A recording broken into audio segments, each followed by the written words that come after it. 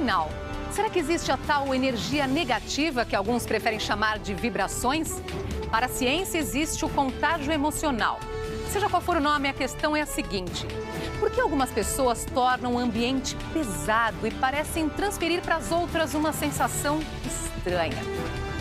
Por outro lado, existem aquelas que conseguem iluminar com seu sorriso qualquer ambiente e passam para as demais um sentimento de conforto e tranquilidade. Estudos recentes mostram que algumas pessoas são mais sensíveis do que outras a esse tipo de contato. Mas é possível desenvolver uma proteção contra as forças negativas que pairam no ar. Outra questão: você confia na sua intuição? Sabia que é possível treinar o processo intuitivo? O Matéria de Capa está só começando. Fique com a gente.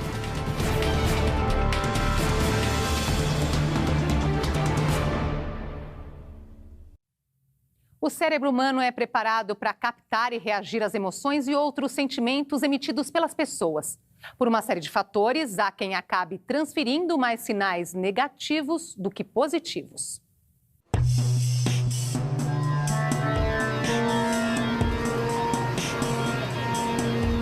As pessoas podem emitir energia negativa ou positiva, e isso tende a contaminar os mais próximos. A ciência prefere chamar isso de contágio emocional. Mas afinal, por que a simples presença de algumas pessoas torna o ambiente desagradável ou pesado? E por que outras irradiam felicidade e contaminam as demais com um sentimento de leveza e tranquilidade? Os motivos são os mais diversos. Podem estar relacionados com valores adquiridos na infância, adolescência e cultivados na vida adulta. E também com o estado psicológico de cada um. Nesse ponto entram inúmeros fatores que vão desde as decepções acumuladas ao longo da existência até o comportamento dos pais ou a ausência de alguma figura paterna que pudesse servir de exemplo. Para o professor Raymond Tafrate, da Universidade de Connecticut, algumas pessoas têm comportamento destrutivo porque acumulam raiva e outros sentimentos negativos e acabam espalhando isso no entorno. A tendência nesses casos, segundo o professor, é o surgimento de conflitos no trabalho, em família ou até problemas com a justiça. Outro traço comum nesses indivíduos é a insistência em tentar se colocar como donos da verdade e tentar convencer os demais de que sua opinião é a única válida. Para o Dr. Neil Burton, psiquiatra e professor da Universidade de Oxford, o comportamento depressivo observado em certos casos tem a ver com a diferença entre o ideal de uma vida que muitos imaginam e a realidade que são obrigados a enfrentar. E isso acaba se tornando um fator de contaminação do ambiente.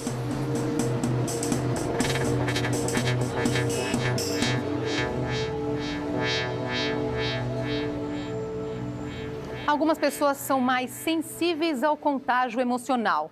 O que elas podem fazer para se proteger? Será que é possível criar uma barreira contra isso? I'm defining it as the grace of letting go at the right moment. Em palestra para o canal de educação TED, a doutora Judith Orloff, professora de psiquiatria da Universidade da Califórnia, fala sobre a importância de se manter um equilíbrio emocional. Autora, entre outros livros, de Emotional Freedom, Liberte-se de emoções negativas e transforme sua vida, ela tem vários alertas para aqueles que se sentem ultrassensíveis às energias negativas. O primeiro passo é manter distância dos chamados vampiros emocionais, aquele tipo de gente que suga as energias e espalha uma espécie de aura negativa. Nesses casos, a proximidade pode ser tóxica. Em casos extremos, não se preocupe em recusar convites para almoços, jantares e confraternizações. E, acima de tudo, perca o medo de dizer não. Faça um cálculo e estabeleça limites para o tempo gasto com pessoas negativas. E não faça concessões. Em ambientes sociais, onde o comparecimento é obrigatório, identifique um amigo ou alguém que possa servir como uma barreira de proteção. Uma companhia para conversar e que ajude a fugir de algum personagem inconveniente. Elabore uma lista das 5 situações em que você mais se expõe ao estresse emocional e busque os meios de fugir delas. Uma saída importante é nunca depender de caronas para eventos sociais. Outra é estar pronto para sair assim que surgir uma situação de perigo, como a abordagem por parte de algum sugador de energias. O contágio emocional é uma competência que todos nós temos de transmitir informações um para os outros, independente do nosso desejo. Então, estamos aqui, né, com câmera, com cinegrafista, e obviamente que, de uma certa forma, isso está tendo uma influência na nossa conversa. Talvez não tão consciente, como eu falei, não tão explícita, mas existe uma influência. Então, contágio emocional é mais nesse aspecto. Cada cérebro é único e conta com uma influência, né, tanto de fatores de aprendizado, de ambiente, mas também de circuitos que são, vamos dizer, que tem uma neurobiologia, fatores genéticos e hereditários. Então, tudo isso vai influenciar na hora de você perceber o mundo, né? De você identificar os estímulos que estão à sua volta. Então, tudo isso, respondendo de uma certa forma para você, a gente recebe e emite estímulos de uma maneira muito também particular, de acordo com o nosso momento, com as nossas características, com a nossa energia, vamos dizer, daquele momento. A habilidade para ler a mente das pessoas, ou pelo menos tentar descobrir o que está por trás de certos gestos ou reações. Este pode ser um bom caminho para se livrar de determinadas situações. A doutora Elaine Hatfield, coautora de um estudo pioneiro transformado no livro Emotional Contagion, acredita que quanto mais intensas, as emoções negativas são mais contagiosas. E por isso é mais importante tentar se livrar do perigo. Psicóloga e professora da Universidade do Havaí, Hatfield alerta que um contato intenso com pessoas que transmitem emoções negativas acaba impedindo que a pessoa perceba o contágio. E quando isso acontece, a parte mais frágil fica ainda mais vulnerável. Daí a necessidade de uma autoavaliação permanente, a fim de identificar as situações de convívio social ou íntimo que podem causar danos ou impedir uma pessoa de assumir plenamente sua individualidade.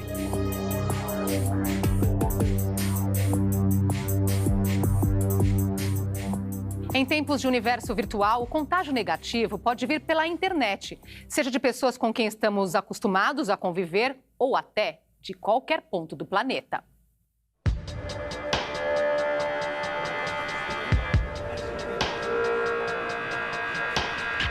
Imagine a seguinte situação. Você recebe uma mensagem pela rede social. Pode ser de um amigo, alguém distante ou até um desconhecido, que faz um comentário negativo sobre algo que você tenha feito. Ou pior, um xingamento. Dependendo do grau da ofensa, aquilo pode alterar seu ritmo cardíaco, sua respiração e até mexer com seu estado psicológico. Apenas umas poucas palavras escritas são suficientes para provocar o desequilíbrio. A doutora Lisa Feldman Barrett, professora de psicologia da Northeastern University, vem realizando estudos sobre o contágio emocional via internet.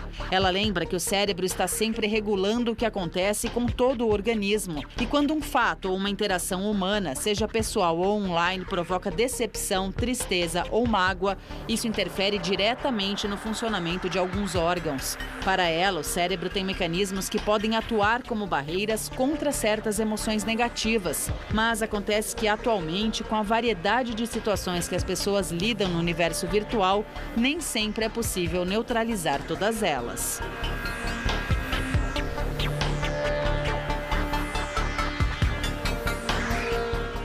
Responda rápido. Você sabe o que significa empatia? Não sabe? Vai descobrir já já.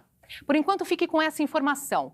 A gentileza está em baixa no mundo e a sociedade está se tornando cada vez mais agressiva.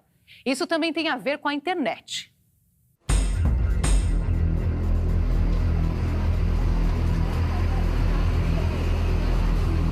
Empatia significa a capacidade de identificação com o outro. Em outras palavras, de entender os outros e de estabelecer um bom convívio no trabalho, na escola ou em casa.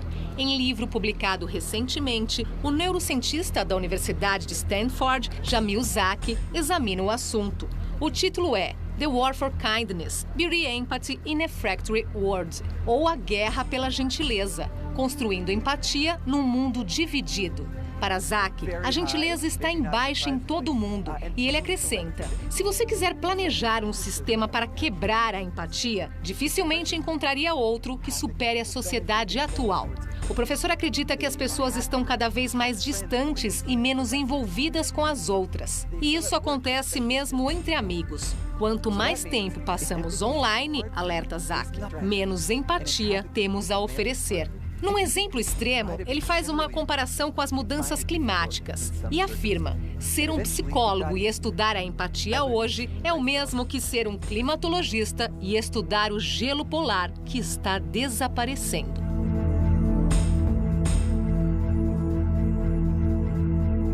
Que eu também queria colocar para vocês da empatia, então não só que ela tem, que a gente tem esse potencial, né, neural de desenvolver essa competência, que ela é principalmente desenvolvida nos primeiros anos, mas que ela tem alguns aspectos muito interessantes. Existe a empatia emocional e a empatia cognitiva.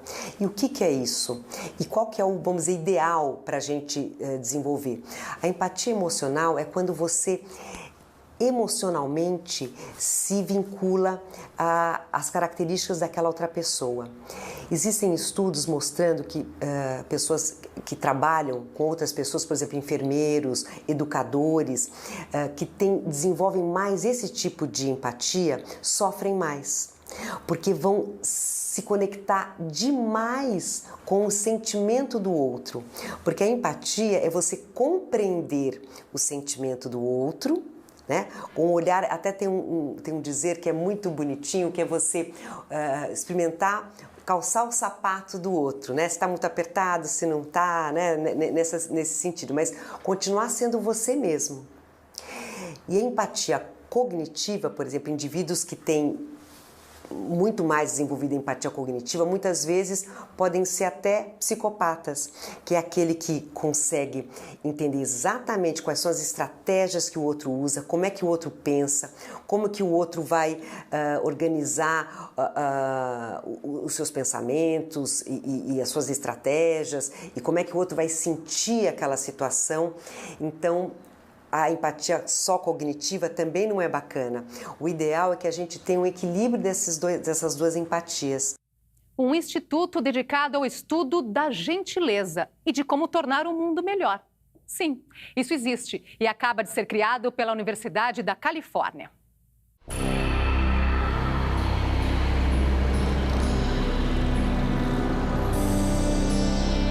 Especialistas em antropologia, sociologia, psicologia e cultura vão se unir com o objetivo de desenvolver pesquisas relacionadas com a gentileza. No mundo cada vez mais violento e onde boa parte das pessoas ignora as regras mais simples de convivência, é urgente estudar meios de torná-las mais gentis, afirma Darnell Hunt, diretor da área de estudos sociais da Universidade da Califórnia.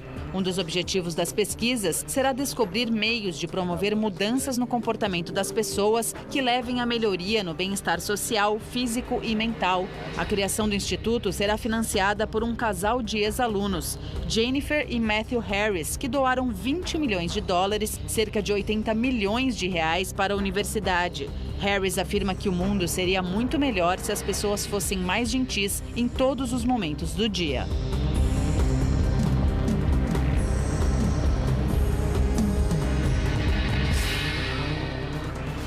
No próximo bloco, você acredita em intuição? Tem gente que prefere seguir aquele sexto sentido. Mas será que isso é bom? E mais, o que fazer para se livrar das energias negativas? A gente volta já.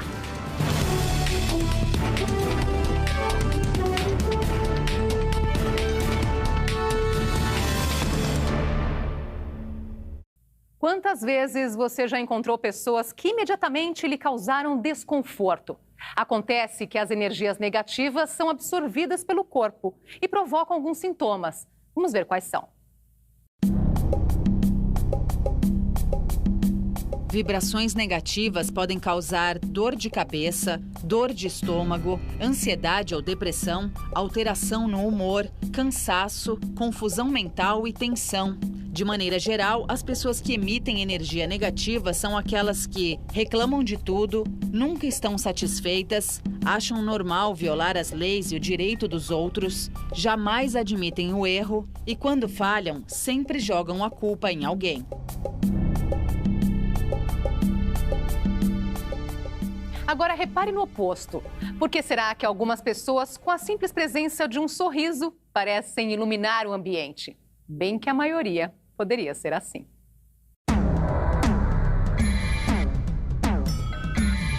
Os iluminados, ou seja, aqueles que contaminam as pessoas com energia positiva, pertencem à categoria especial daqueles que nunca reclamam, evitam criticar os outros, têm sempre uma palavra certa na hora certa, são solidários com os mais próximos ou até com desconhecidos, não se fazem de vítimas e não vivem dizendo que certas coisas só acontecem com eles. Acima de tudo, têm o poder de melhorar o astral de quem estiver por perto.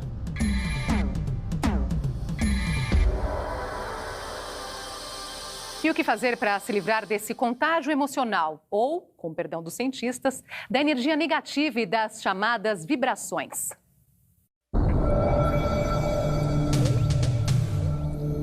O primeiro passo é manter distância física do suspeito. Em seguida, elimine os pensamentos negativos e busque inspiração em algum livro. Procure ter sempre o controle da situação. E caso ainda sinta que não conseguiu se livrar daquela sensação de domínio de outra pessoa sobre seus pensamentos, recorra à ajuda de amigos, mas apenas daqueles de absoluta confiança.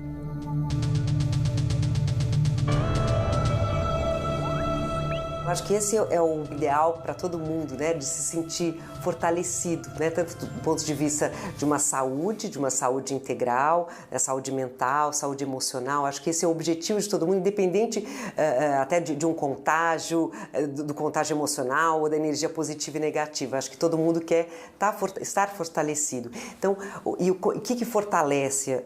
O que fortalece, né? Corpo, mente, cérebro? Que tem a ver com essa tal da saúde integral. Então, se a gente está bem, se a gente come bem, dorme bem, tem espaço, dá tempo, né, para processo de formações. Então, hoje em dia a gente está num mundo que tem muito estresse, muita ansiedade, frustração, que a gente às vezes não sabe lidar. Tudo isso vai alterar bastante a maneira como a gente percebe e se relaciona com o mundo. Então, é muito importante com que a gente se fortaleça do ponto de vista também da alimentação, do sono e do tipo de atividade que a gente faz, do tipo de escolhas que a gente faz na vida para a gente estar mais fortalecido. Fique rico com apenas 5 dicas. Emagreça em 1 mês. Você provavelmente conhece alguém que acreditou em alguma fórmula milagrosa ou já foi vítima de algum golpe e mais tarde pensou: como é que eu fui cair nessa?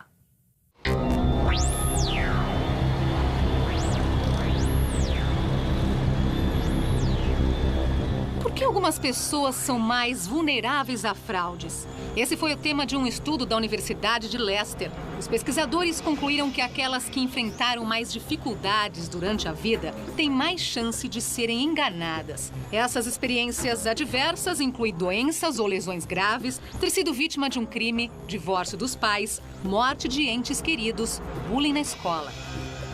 Essa descoberta derruba a crença de que obstáculos nos endurecem. Ao contrário, as pessoas acabam se tornando menos confiantes em seu próprio julgamento.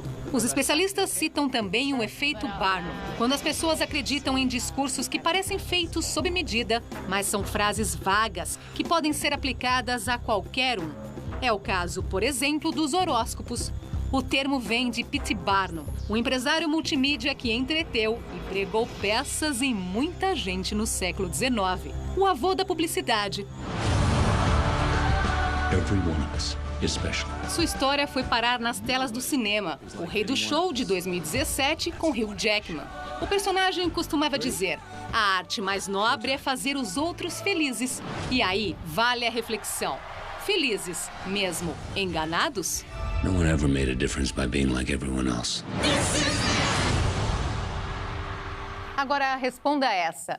Você acredita em intuição? Uma voz interna que te diz algo, um sexto sentido?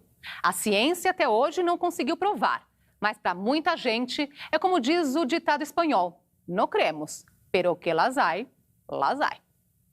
The human mind remains one of the last great remaining scientific mysteries. Num dos raros estudos sobre o assunto, o Dr. Joe Pearson, professor de psicologia da Universidade de New South Wales, na Austrália, afirma que a intuição não apenas existe, mas é possível medi-la. Pearson desenvolveu uma série de pesquisas com os alunos da universidade. Na maioria dos casos, os testes envolviam a tomada de decisões diante de opções baseadas em análises racionais e outras intuitivas. Os resultados, segundo Pearson, indicam um grande número de respostas corretas entre aqueles que seguiram a própria intuição. Apesar disso, estudiosos do assunto alertam que não existe base científica para assegurar que processos intuitivos são os mais adequados e vão além. Levar em conta apenas a intuição, ignorando a realidade, pode induzir a graves erros ou prejuízos. A intuição, ela não é tão efêmera assim. A intuição é uma competência, né?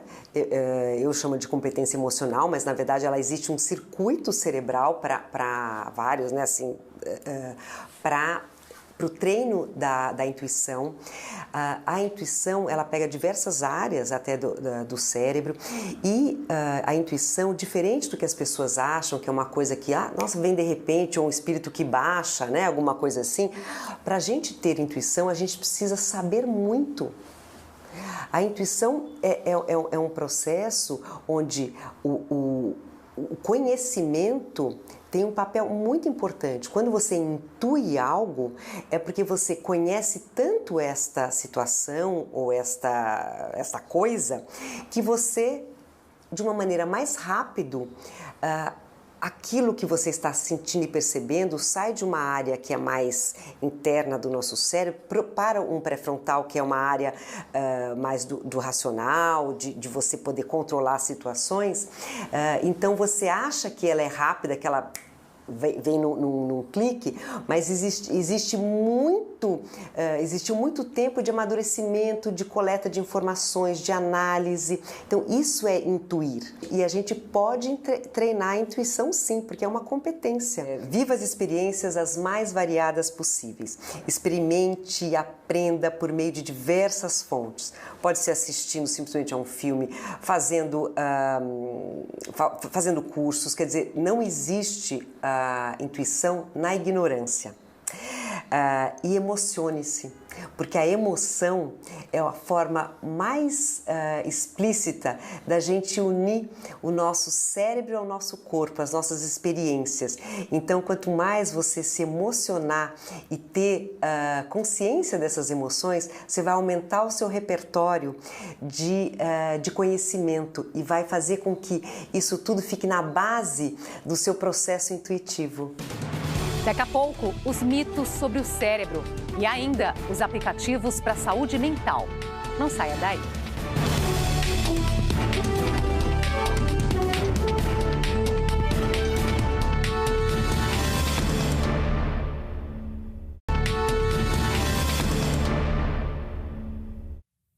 Você certamente já ouviu falar que utilizamos apenas 10% da capacidade cerebral. No entanto, não há qualquer evidência científica que comprove esse fato. Trata-se de um mito sobre a mente. Vamos conhecer outros. This is our secret handshake. 3 times, bye-bye. A personalidade de uma pessoa não é moldada de acordo com a ordem do seu nascimento. A ideia de que primogênitos são dominantes, mais conscientes e esbanjam força de vontade, enquanto irmãos mais novos são menos conformistas e buscam novas experiências, é defendida por alguns psicólogos. Mas um estudo publicado nos Estados Unidos mostra que não há qualquer comprovação científica que evidencie a relação entre a personalidade e a posição ocupada dentro de uma estrutura familiar. Você não possui um hemisfério dominante no cérebro. Você é mais intuitivo ou analítico? Criativo ou lógico? É verdade que os hemisférios direito e esquerdo são especializados em diferentes funções mentais, mas a noção de que indivíduos usam mais um ou outro desconsidera a complexidade do funcionamento do cérebro. As diferenças percebidas tendem a ser sutis, observa o neurocientista Stephen Kosslyn, professor da Universidade de Harvard. No mítico esquema de hemisfério cerebral esquerdo e direito, sabe-se que o primeiro facilita a linguagem e o segundo lida com a percepção. No entanto, até hoje não há indícios de utilização dos lados de forma diferente em cada pessoa. Estilos de aprendizagem. Sabe aquela história de pessoas mais visuais ou auditivas? A afirmação de que cada um teria mais facilidade em aprender de acordo com essas características não é necessariamente verdade. Alguns estudantes preferem aulas que usem ilustrações, enquanto outros se sentem melhor com lições verbais. Isso não significa, no entanto, que os alunos realmente aprenderão melhor o conteúdo de um modo ou de outro.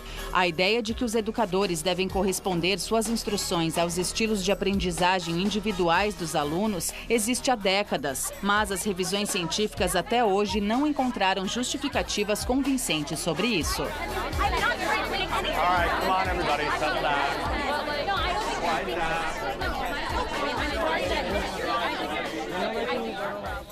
Você sabia que existem aplicativos criados exclusivamente para ajudar na saúde mental?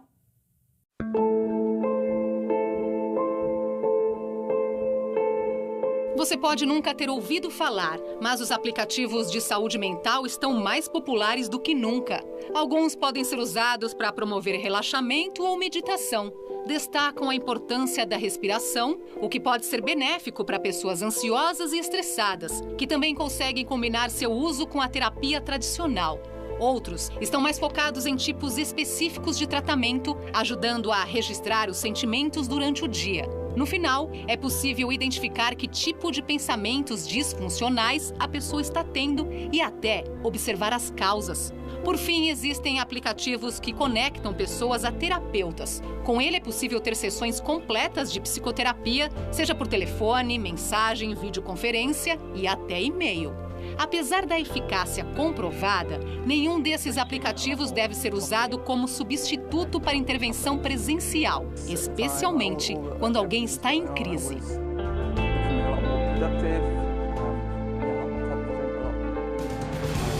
São muitos os mistérios sobre o funcionamento do cérebro que a ciência ainda não conseguiu desvendar.